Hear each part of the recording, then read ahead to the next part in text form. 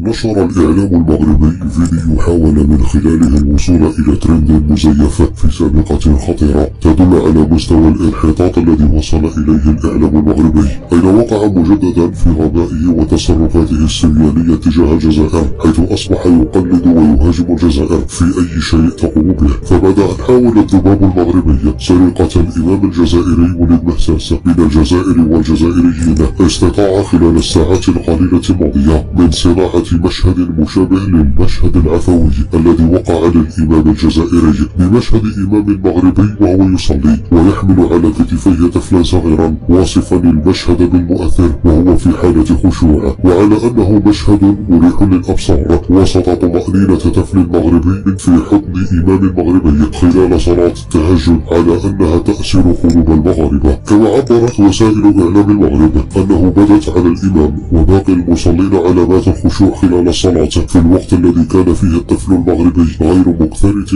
بمن حوله، مطمئنا لحضن الإمام الشاب وصوت القرآن من حوله. وحتى لا نظلم الإمام المغربي فإن العيب ليس فيه بل في الإعلام المغربي الذي يحاول مجددا مجاراة الجزائر في كل شيء وتسويق أي شيء من شأنه أن يثبت أن المغرب هو الآخر حاضر في مشاهد دينية مثل ما وقع في الجزائر والمشهد الذي خطف قلوب الملايين.